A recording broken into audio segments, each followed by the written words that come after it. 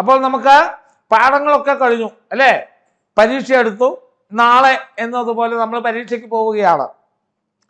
പരീക്ഷയ്ക്ക് പോകുന്ന സമയത്ത് എല്ലാ ചോദ്യങ്ങളുടെയും ഉത്തരം നമുക്കറിയാം.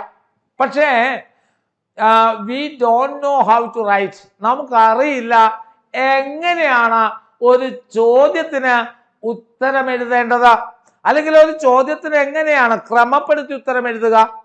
പല ചോദ്യങ്ങളുമുണ്ട്. അതിലൊരു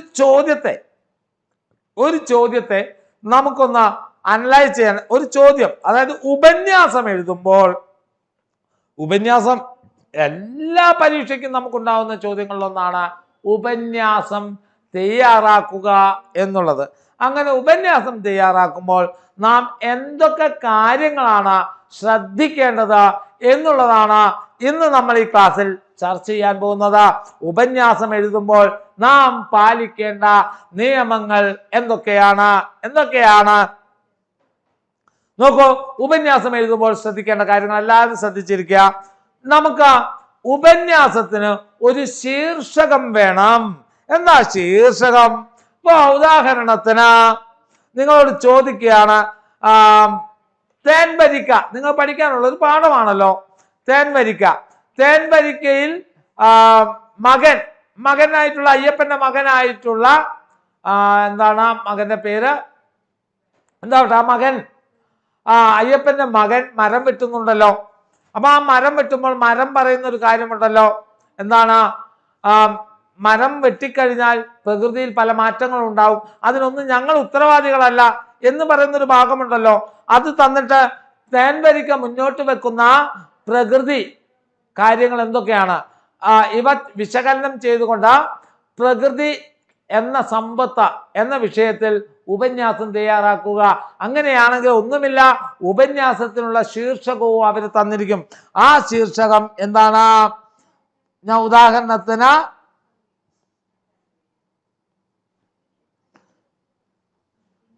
പ്രകൃതി സമ്പത്ത് കണ്ടോ, നമുക്കൊരു കിട്ടി. നമ്മൾ അതിന് ഒരു അടിവരയിട്ട്. അപ്പോൾ ഉപന്യാസം എഴുതുമ്പോൾ ആദ്യം ശ്രദ്ധിക്കുക, ശീർഷകം എഴുതി അതിന്റെ ചുവട്ടിൽ വരയ്ക്കണം. ശീർഷകത്തിന് മാർക്കുണ്ട്. അപ്പൊ ഉപന്യാസം എഴുതുമ്പോൾ നമ്മൾ ശ്രദ്ധിക്കേണ്ട കാര്യങ്ങളൊന്ന് എന്താണ്?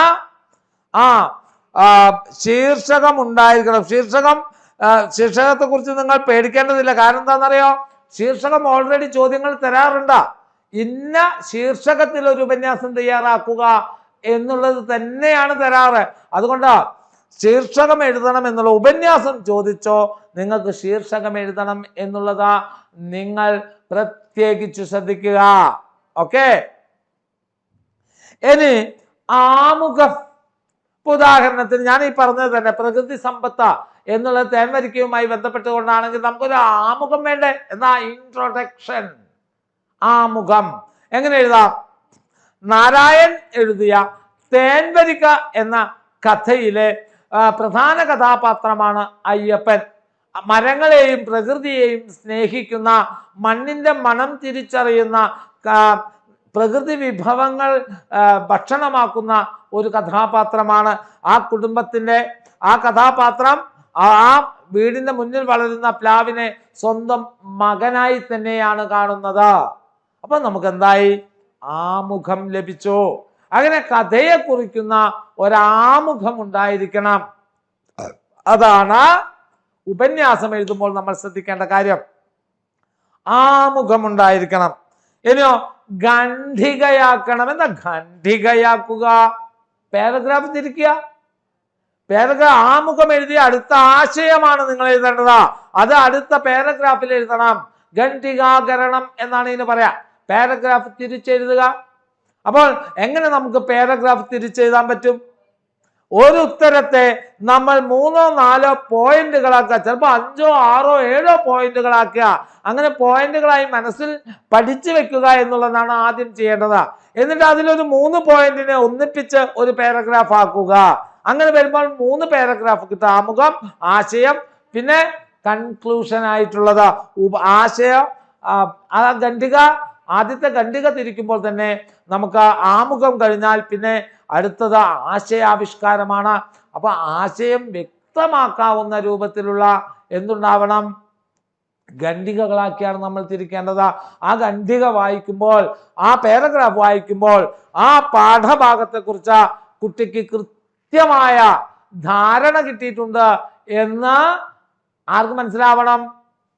പേപ്പർ നോക്കുന്നവന് മനസ്സിലാവണം. അപ്പോൾ ഖണ്ഡികയാക്കണം, ആശയ വ്യക്തത വരുത്തണം. അപ്പൊ ആശയ വ്യക്തത വരുത്തേണ്ടതുണ്ട്. ഇനിയാണ് ആ ഉപസംഹാരം ഉണ്ടായിരിക്കണം. എന്താണ്? കൺക്ലൂഷൻ പാർട്ട് ഉണ്ടായിരിക്കണം. എന്തായിരിക്കാം കൺക്ലൂഷൻ? എങ്ങനെയാണ് നമ്മൾ കൺക്ലൂഷൻ എഴുതുക? നോക്കൂ നിങ്ങൾ, ആദ്യത്തെ ആമുഖത്തിൽ നമ്മൾ എഴുത്തുകാരനെ കുറിച്ചും ആ എഴുത്തുകാരന്റെ പ്രത്യേകതയെ കുറിച്ചും നാട്ടുവിഭവങ്ങൾ മലയാളിക്ക് പരിചയപ്പെടുത്തിയ എഴുത്തുകാരനാണ് നാരായൺ. അദ്ദേഹത്തിന്റെ ഏറ്റവും പ്രധാനപ്പെട്ട ഒരു കഥയുണ്ട്, പനംകുറുക്കും താളുകറിയുമാ. അല്ലേ? നിങ്ങൾ ആരെങ്കിലും കൂട്ടിയിട്ടുണ്ടോ താളുകറി? താളുകറി ചേനയുടെ തണ്ടൊക്കെ ഉപ്പേരി വെച്ചും കറി വെച്ചൊക്കെ കൂട്ടിയിട്ടുണ്ടോ മക്കളാ? ഞങ്ങളൊക്കെ ബാല്യത്തിൽ ഞങ്ങൾ ഒത്തിരി കൂട്ടിയിട്ടുണ്ട് അതാ. അപ്പൊ പനംകുറുക്ക്, പനങ്കഞ്ഞി എന്ന് കേട്ടില്ലേ നിങ്ങളാ? പനയുടെ ആ ഒരു എന്താ പറയാ, പനയുടെ ഉള്ളിലുള്ള ആ കാമ്പ് എടുത്തിട്ട് ഉണക്കി ഇടിച്ച് പൊടിച്ച് അതിൽ നിന്നും വെള്ളത്തിലിട്ട് ഊറ്റി ഉണ്ടാക്കുന്ന ഒരു സാധനമാണ് പനങ്കഞ്ഞി, പനംകുറുക്ക്. അതൊക്കെ ഒരു കാലഘട്ടത്തിന്റെ ഭക്ഷ്യവിഭവങ്ങളാണ്. നാട്ടുഭക്ഷ്യ വിഭവങ്ങൾ മലയാളിക്ക് പരിചയപ്പെടുത്തിയ എഴുത്തുകാരനാണ് നാരായൺ. അപ്പൊ ആ നാരായണനെ കുറിച്ചാണ് നിങ്ങൾ ആമുഖം എഴുതേണ്ടത്. അതുപോലെ ചോദ്യം എന്താണോ ചോദ്യം, അതിലേക്കുള്ള ഒരു ചെറിയ പ്രവേശകം കൂടി നിങ്ങൾ എന്തിൽ നടത്തണം? ആമുഖത്തിൽ നടത്തണം. മനസ്സിലായോ? എന്ന് പിന്നെ അടുത്ത പാരഗ്രാഫ് എന്ത് ചെയ്യണം? ആശയം എഴുതണം. തന്നിരിക്കുന്ന എന്താണോ ചോദ്യം, ആ ചോദ്യം ആവശ്യപ്പെടുന്ന ആശയമാണ് നമ്മൾ ഇതിൽ എഴുതേണ്ടത്. പിന്നെ ആശയ വ്യക്തത വരുത്തണം കേട്ടോ. എന്താണോ ചോദിച്ചിരിക്കുന്നത് അതിനെക്കുറിച്ച് കൃത്യമായ വ്യക്തത വരുത്തിക്കൊണ്ട് വേണം അവതരിപ്പിക്കാൻ. അതിനെ മുഴുവൻ ഉൾക്കൊണ്ടുകൊണ്ടും അതോടൊപ്പം തന്നെ അതിലെന്തെങ്കിലും സമകാലിക ചിന്തകൾ ഉണ്ടോ നോക്കുക മക്കള്. അതിലേതെങ്കിലും സമകാലിക ചിന്തകൾ ഉണ്ടെങ്കിൽ ആ സമകാലിക ചിന്തകൾ കൂട്ടിക്കൊണ്ട് അതും കൂടെ കൂട്ടിയിട്ട് വേണം നിങ്ങൾ എന്ത് ചെയ്യാൻ? ഉപസംഹാരം എഴുതാൻ. ഇത്രയുമാണ് ഒരു ഉപന്യാസം നമ്മൾ തയ്യാറാക്കുമ്പോൾ ശ്രദ്ധിക്കേണ്ട കാര്യങ്ങൾ എന്നുള്ളതാണ്. ഒന്നുകൂടെ നോക്കുക. ശീർഷകം ഉണ്ടാവണം. ശീർഷകത്തിന് മാർക്കുണ്ട്. ശീർഷകം ഉണ്ടാവണം എന്നുള്ളത് നിർബന്ധമാണ്. ശീർഷകം ഉണ്ടാവുക, ആമുഖം ഉണ്ടാവുക, ഖണ്ഡികയാക്കി പാരഗ്രാഫാക്കി തിരിക്കുക. അത് ആ പാരഗ്രാഫിൽ നിങ്ങൾ എഴുതുന്ന ആശയമായിരിക്കണം. പാരഗ്രാഫ് തിരിച്ചെഴുതുമ്പോൾ എഴുതേണ്ടത് ആശയമാണ് എഴുതേണ്ടത്. ആ ആശയത്തെ നിങ്ങൾ എന്ത് ചെയ്യണം? വ്യക്തത വരുത്തിക്കൊണ്ട് അവതരിപ്പിക്കണം. പിന്നെ ചില ഉദാഹരണങ്ങളാവാം. ചില ഉദാഹരണങ്ങളെല്ലാം ചേർത്ത് വെച്ചുകൊണ്ടാണ് അങ്ങനെയുള്ള ആശയ വ്യക്തത വരുത്തേണ്ടത്. അതിനെയെല്ലാം ഉൾക്കൊണ്ടുകൊണ്ടും ആ ചോദ്യത്തിൽ ഏതെങ്കിലും വിധത്തിൽ സമകാലിക ചിന്തകൾ ഉണ്ടെങ്കിൽ അവ ചേർത്തുമാണ് നിങ്ങൾ എന്ത് എഴുതേണ്ടത്? ഉപസംഹാരം എഴുതേണ്ടത്. ഇത്രയുമാണ് ഒരു ഉപന്യാസം എഴുതുമ്പോൾ. ഉപന്യാസത്തിന് മാത്രമല്ല കേട്ടോ, തലക്കെട്ട് വേണ്ട ഒരുപാട് സംഭവം ഉണ്ടോ. എഡിറ്റോറിയൽ ചോദിക്കുമ്പോൾ എഡിറ്റോറിയലിന് നമ്മൾ ശീർഷകം എഴുതണം. അതേപോലെ ആസ്വാദനം ചോദിച്ചാൽ ആസ്വാദനത്തിൽ നമ്മൾ എന്ത് എഴുതണം? ആസ്വാദനത്തിൽ നമ്മൾ തലക്കെട്ട് എഴുതണം. ഇങ്ങനെയാണ് തലക്കെട്ട് വേണ്ടതൊക്കെ. അപ്പോൾ ഉപന്യാസം എഴുതുമ്പോൾ നമ്മൾ ശ്രദ്ധിക്കേണ്ട കാര്യങ്ങൾ ഇത്രയൊക്കെയാണ്. എല്ലാവർക്കും ഉപന്യാസം എഴുതേണ്ടത് എങ്ങനെയാണെന്ന് മനസ്സിലായോ? ഒന്നുകൂടെ നമുക്ക് പറയാം. ഉപന്യാസം എഴുതുമ്പോൾ നമ്മൾ ശ്രദ്ധിക്കേണ്ട കാര്യങ്ങൾ എന്തൊക്കെയാണ്? ആമുഖം ഉണ്ടാവണം. അല്ല, എന്തിനു വേണം? തുടക്കം മാംഗല്യം. കേട്ടില്ലേ നിങ്ങൾ? എന്തിൻ്റെയും തുടക്കം നന്നായാൽ അത് നല്ല രീതിയിൽ പോകുമെന്നുള്ളത്. അതുപോലെ തന്നെയാ ഉപന്യാസം എഴുതുമ്പോഴും തുടക്കം മാംഗല്യമാവണം. അല്ലേ? തുടക്കം നന്നാവണം. ആ തുടക്കം നന്നാക്കാൻ നമുക്ക് കഴിയുന്നത് എന്താണ്? കഥയെക്കുറിച്ചും എഴുത്തുകാരനെ കുറിച്ചുമൊക്കെ നമുക്കറിയുന്ന അറിവുകളൊക്കെ എഴുതി വെക്കുക എന്നുള്ളതാണ്. അത് കഴിഞ്ഞിട്ടാണ് ഞാൻ പറഞ്ഞത് ആമുഖം കഴിഞ്ഞാൽ പിന്നെ പാരഗ്രാഫാക്കിയാണ് അടുത്ത ആശയം എഴുതേണ്ടത്. അടുത്തത് ആശയമാണ് എഴുതേണ്ടത്. അതെങ്ങനെയാണ്? പാരഗ്രാഫ് തിരിച്ച് തന്നെ എഴുതണം. അതിൽ ആശയ വ്യക്തത വരുത്തുകയും വേണം. അതിനുശേഷം നമ്മൾ എന്ത് ചെയ്യണം? ഉപസംഹാരം എഴുതണം. അപ്പൊ ഇതാണ് ഒരു ഉപന്യാസം തയ്യാറാക്കുമ്പോൾ നമ്മൾ ശ്രദ്ധിക്കേണ്ട കാര്യങ്ങൾ. വ്യക്തമായോ മക്കൾക്ക്? ഇനിയിപ്പോ ഒരു ഉപന്യാസം വന്നു കഴിഞ്ഞാൽ എഴുതി കൂടെ? മറ്റൊരു കാര്യം എന്താ, ഉപന്യാസമില്ലാത്തൊരു പരീക്ഷ ഇനി നിങ്ങൾക്കില്ല. 9 ഉപന്യാസം 100%, 10 ഉണ്ട്. ഇന്നിപ്പം 10ാം ക്ലാസ്സിന്റെ 10ാം ക്ലാസ്സിന്റെ പരീക്ഷ നടന്നുകൊണ്ടിരിക്കുന്ന സമയമാണ്. അവർക്ക് എല്ലാത്തിലും മലയാളത്തിൽ ഉപന്യാസമുണ്ട്. അപ്പൊ ഉപന്യാസം 10ാം ക്ലാസ്സിലും 11ാം ക്ലാസ്സിലും 12ാം ക്ലാസ്സിലേക്കൊക്കെ നമുക്ക് ആവശ്യമുള്ള ഒരു വസ്തുവാണ്.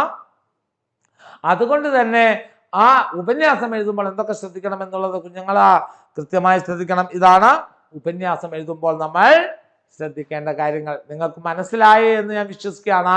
അപ്പൊ നമുക്ക് ഉപന്യാസം അടുത്തൊരു ചോദ്യവുമായി അടുത്ത ക്ലാസ്സിൽ വീണ്ടും കാണാം. അപ്പോൾ ഉപന്യാസം എല്ലാവർക്കും മനസ്സിലായെന്ന് ഞാൻ വിശ്വസിക്കുകയാണ്.